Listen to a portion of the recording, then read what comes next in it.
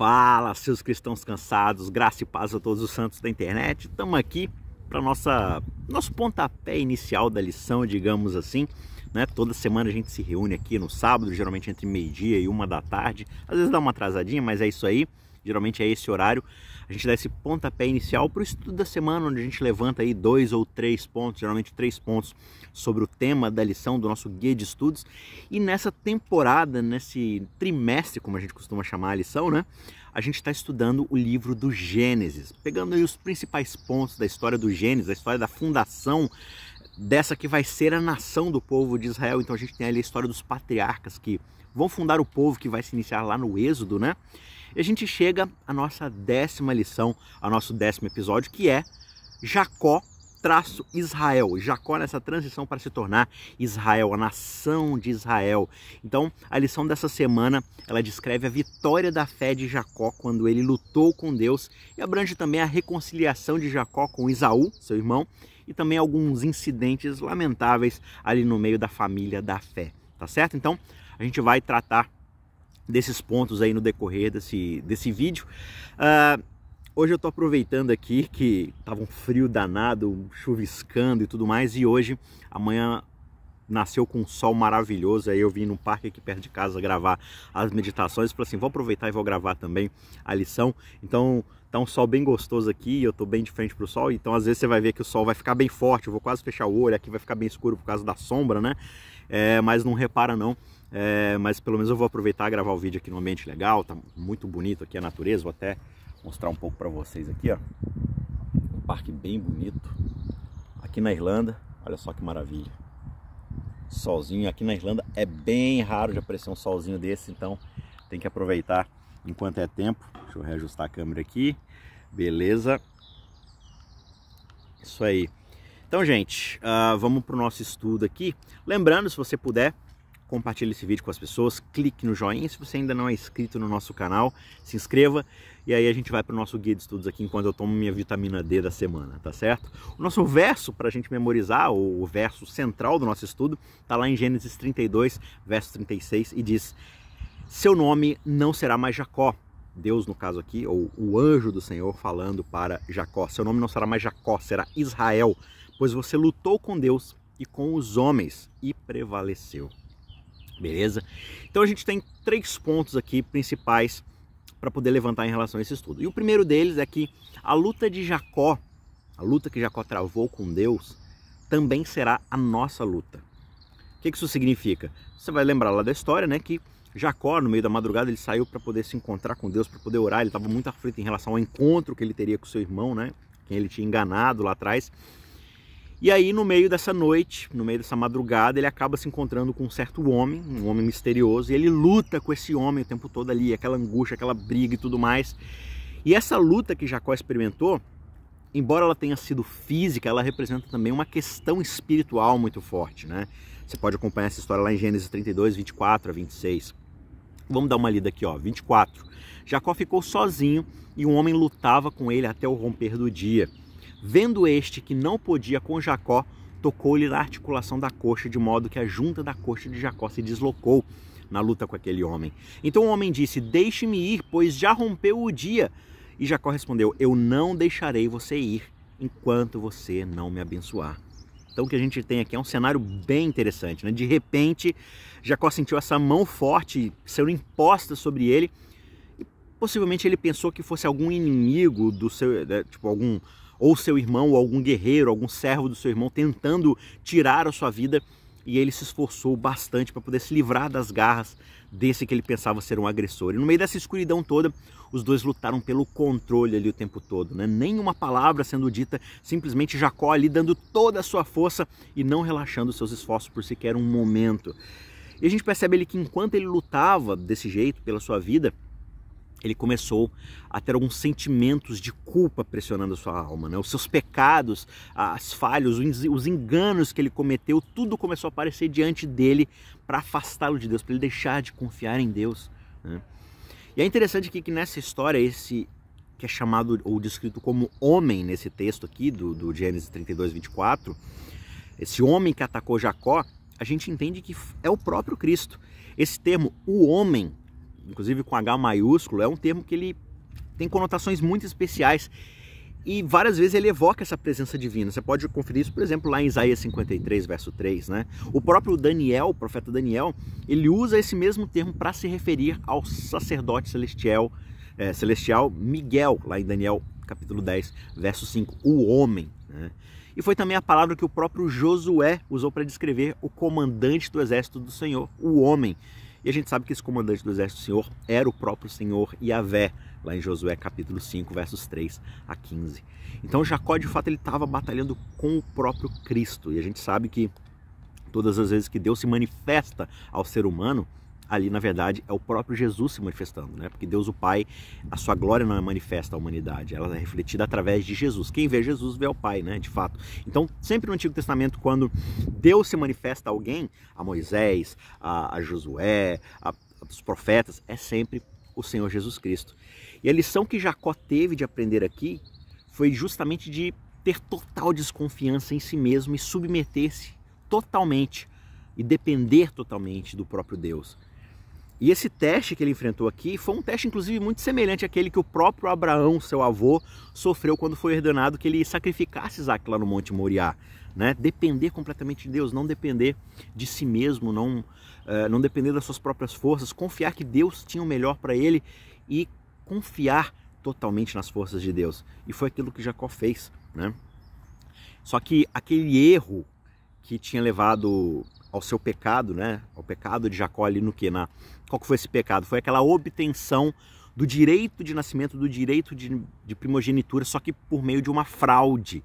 Ele tinha enganado o seu irmão, usurpado o direito da bênção do seu irmão. E agora esse pecado estava sendo colocado claramente diante dele. Ele refletia naquele pecado e isso começava a deixá-lo angustiado. Será que Deus não me perdoou, né? Ele não tinha confiado nas promessas de Deus naquela época, de que Deus iria abençoá-lo, e ele tentou procurar, pelos seus próprios esforços, realizar aquilo que Deus teria realizado no seu próprio tempo, à sua própria maneira. E foi pela fé, então, pela submissão na fé, confiante, que Jacó, então, ganhou o que ele não tinha ganho com o conflito na sua própria força. Foi confiando em Deus que ele permitiu que Deus o abençoasse, então, depois da maneira própria, da maneira correta. E assim Deus o ensinou ao seu servo que é só o poder e a graça divina que podem de fato dar a bênção real e genuína que ele tanto desejava. E aí no meio daquela noite de luta de Jacó, a gente tem uma prefiguração da própria experiência que o povo de Deus no fim dos tempos irá suportar, irá experimentar antes do regresso do Senhor, né? A gente vai lutar com os nossos próprios pecados, a gente vai ser colocado à prova no sentido de que será que a gente vai tentar resolver a nossa própria justificação, buscar a nossa própria salvação por meios próprios, pela nossa própria força, confiando em nós mesmos, ou a gente vai depositar nas mãos de Deus? Essa angústia de lutar, de saber, será que eu fui perdoado, será que eu não fui? É porque muitas vezes a gente está tentando voltar para nós mesmos e buscar em nós mesmos essa justificação, ao invés de descansar e confiar no Senhor, confiar nas forças do Senhor, né?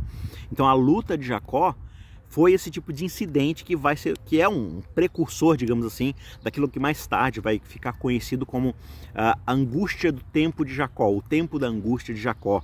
Você tem isso lá em Jeremias 30, 5 a 7, você tem lá isso Apocalipse 3, 19, né? Então, aqueles que vão viver nos últimos dias vão passar por uma experiência muito semelhante a de Jacó. A gente vai sentir os inimigos à nossa volta, prontos a nos condenar, a nos destruir. A gente vai sentir esse alarme de desespero se apoderando da gente, porque parece que, assim como o Jacó naquela angústia, o próprio Deus está contra nós, está querendo se vingar de nós. Será que a gente é digno de um relacionamento com Deus? Só que é desígnio do próprio Deus despertar em nós a energia adormecida pelo seu Espírito, no seu povo, para que a gente possa olhar para aquele justamente que pode trazer ajuda e salvação para nós, para que a gente possa confiar nas promessas que foram dadas em Cristo justamente para esse tempo, para que elas possam ser vistas na preciosidade que elas possuem, por causa que elas são dadas e prometidas pelo próprio Deus. E com isso a gente pode ganhar uma fé e uma confiança inabalável. A nossa fé é provada, e se ela está verdadeiramente em Jesus Cristo, ela não pode ser de fato abalada, ela é inabalável de fato, mesmo sendo provada, tá certo? Ponto de número 2, a vitória com Deus é aquilo que permite a paz com os outros.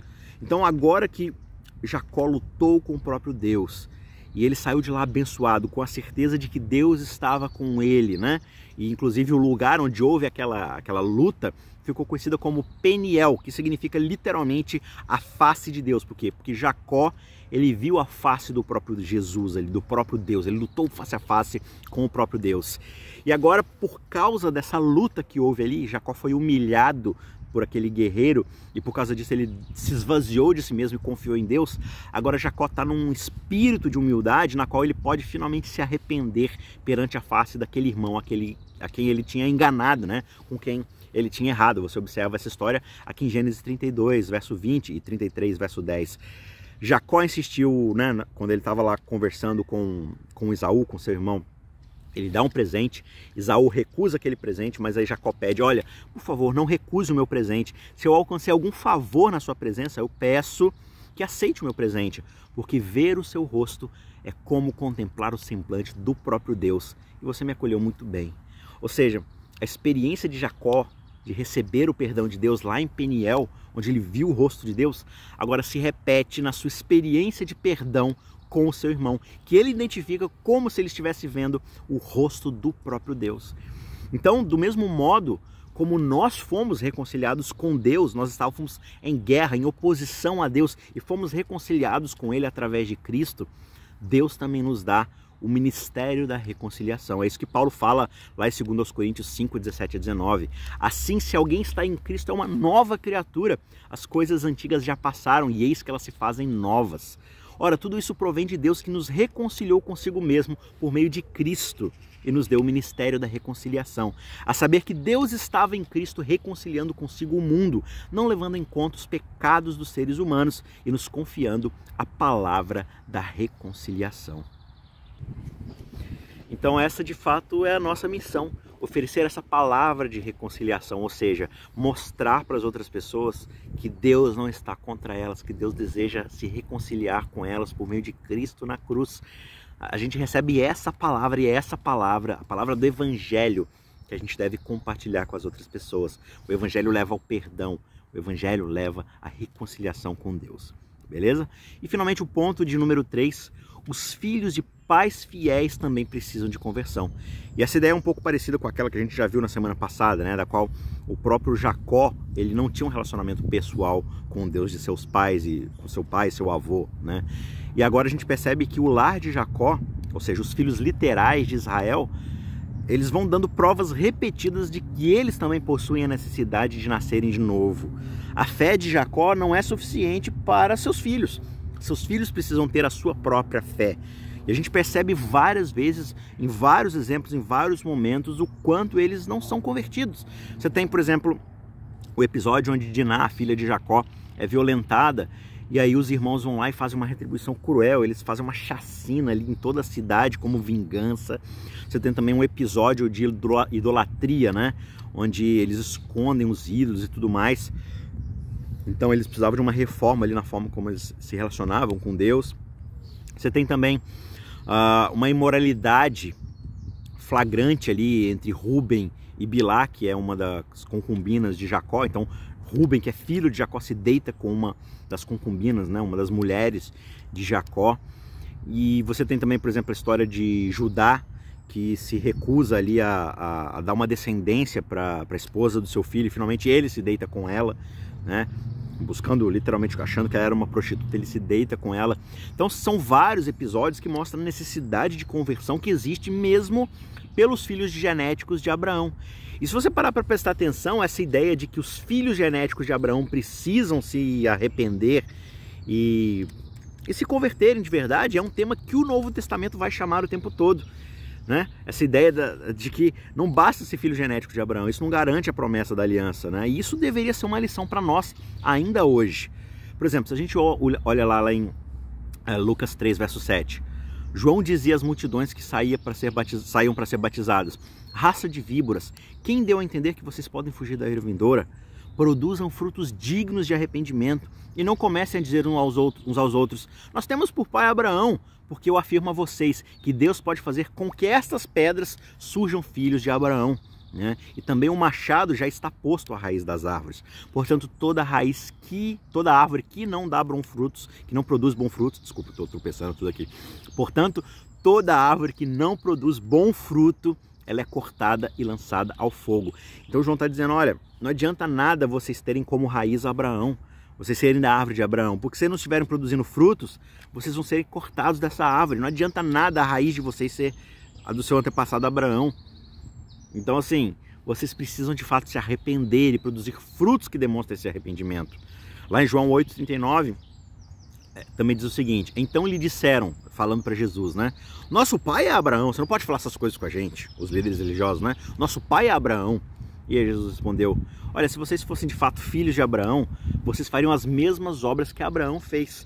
Só que agora vocês estão fazendo o quê? Vocês estão tentando me matar, a mim, que lhes falei a verdade que eu vi de Deus. E Abraão não fez isso. Então Jesus confronta aqueles líderes religiosos com a apostasia que eles possuíam de querer matar o próprio Deus. Coisa que Abraão não fez. Abraão se submeteu a Deus. Então o que adianta você ser filho de Abraão, mas de fato não corresponder com aquilo que a raiz de Abraão deveria produzir de frutos nessa árvore? É o que Paulo vai retomar lá em Romanos 2,28, por exemplo. Ele diz, o judeu, ou seja, o descendente de Abraão, não é aquele simplesmente no seu exterior, e nem é a circuncisão aquela que é feita somente na carne.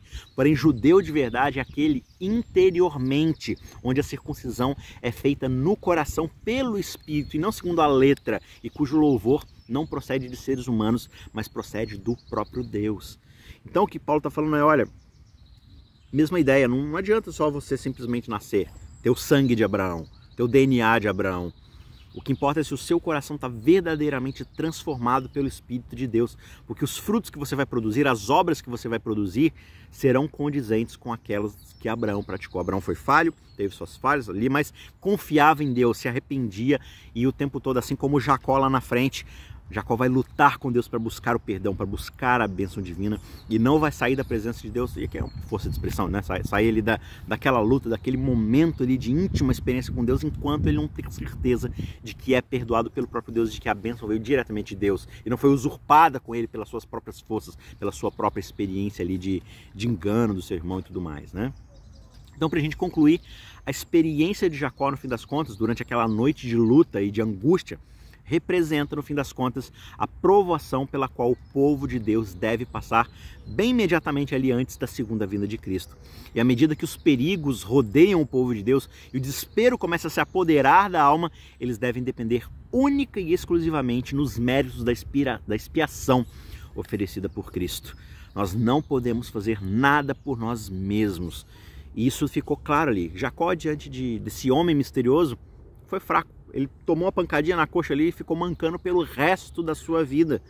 Por quê? Porque diante de Deus nós não somos nada. Então, se nós temos essa força à nossa disposição, por que a gente tenta resistir? A gente deve se submeter e deixar que Deus utilize a força dele ao nosso favor, para nos justificar, para vencer os inimigos que querem tirar a nossa salvação e nos acusar diante de Deus.